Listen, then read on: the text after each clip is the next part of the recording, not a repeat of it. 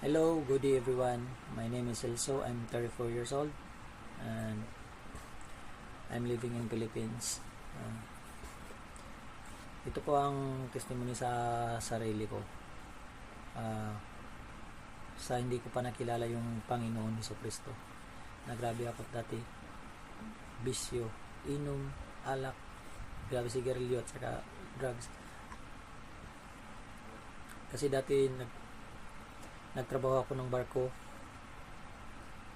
Sa barko, international yun maraming inom, di mo talaga maiwasan ng inom. Isa na ako dun, inom, sigarilyo, yun. Kasi naglawig kayo, nagbiyahe kayo. Yun na yun tapos wala pang church dun. So, hindi pa ako Christian nun.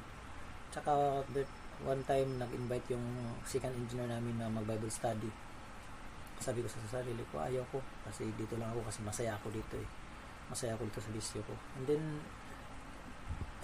second time, third time, yung pagka third time talaga, yung sa sarili ko parang namulat ako, may yung sarili ko, puntahan mo kaya dun. So yun, pumunta ako, ayun, nag Bible study, sharing about gospel of Lord, kung ano mang laman ng Bible, in-studyan namin, testimony, yun sometimes yung every Sunday na namin ginagawa yun. Ayun, yung napaano na ako, maganda pala yung ganitong Bible study. Yun, na ako. Yung baga namulat na ako. Yun.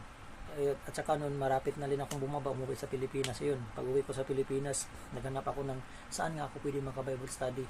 And then, ayun, nag-message yung asawa ko, yung girlfriend ko pa dati ito ngayon, yung naging asawa ko, sabi niya sa akin, in-invite niya ako dito sa bahay nila para mag-Bible study. Ayun, sabi ko, Lord, ito na siguro yung hinahanap ko na Bible study na hinahanap ko sa barko. Parang kasi hinahanap ko na kusa talaga. Parang kinain ko na yung sinabi ko dati na ayaw ko dyan, hindi ako masaya ako dito sa bisyo na to. Pero ito na yung bisyo ko ngayon, yung pagbabasa ng Bible talaga. Ito yung binigay ni Lord sa akin. At saka ito na yung binago niya ako at saka ginising niya yung sarili ko. Hindi pa huli ang lahat.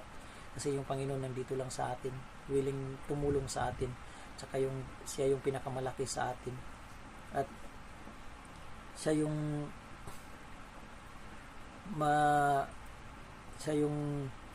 malapitan sa natin, lalo na sa mga blessings na binigay niya sa atin. Thank you Lord talaga na nakilala ko yung asawa ko at saka na-change na yung life ko. And thank you and God bless to everyone.